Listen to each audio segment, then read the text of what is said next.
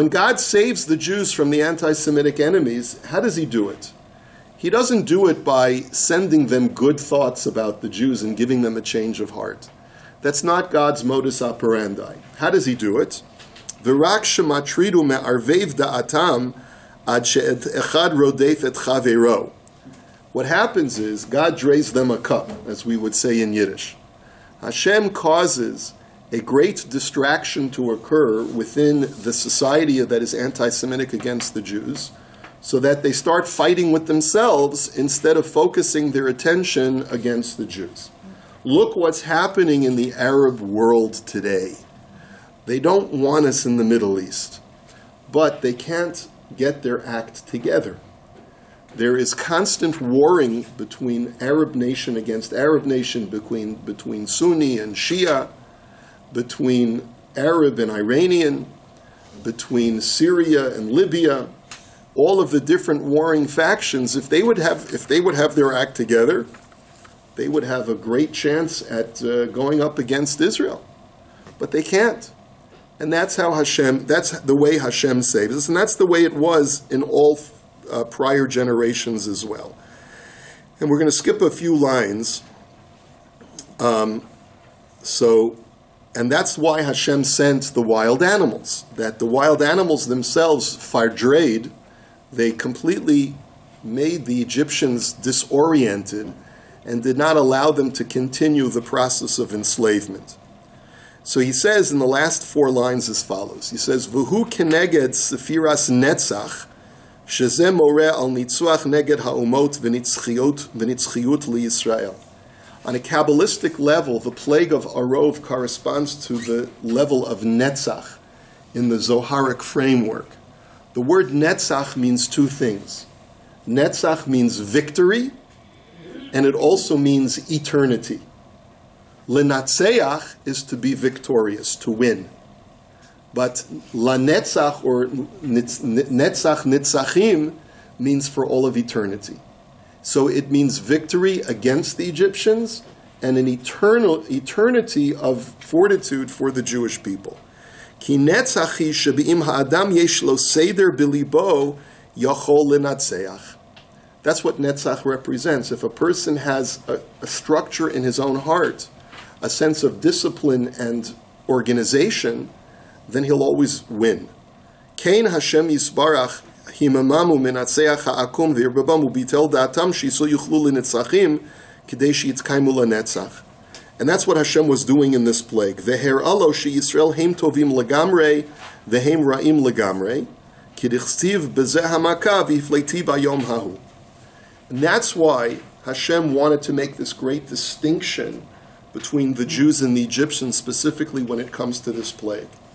That God says, I want to demonstrate the reason why Egypt is going to fail is because they're discombobulated. They do not have a sense of order and mental commitment to their cause. The Jewish people, they may seem discordant at times. They may seem disorganized at times. They may seem to be at odds with each other at times. But ultimately, the essence of the Jewish people is that everyone is focused in the same direction, and everyone has the same resolve. Those who are attached to the Jewish people in the truest sense.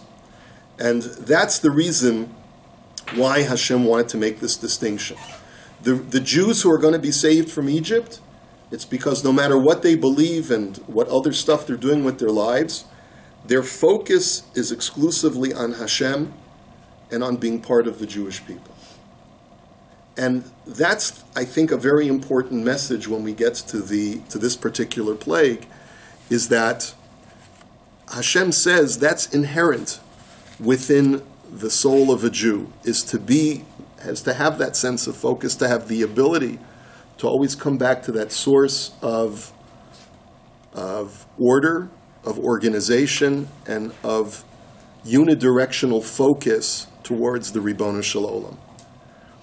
And that's the contrast that's being created. Goshen is not like the rest of Egypt. The message for us, of course, is that as we get closer to a messianic age, there are more and more things that are pulling us away from our ability to focus. Oh, did I mention one of these ones? Yeah. So, in other words, we have all of these abilities at our fingertips, but they are also great distractions that they cause for us. And they sort of deconstruct the world that was set up by Hashem to bring us back into focus. And so perhaps one of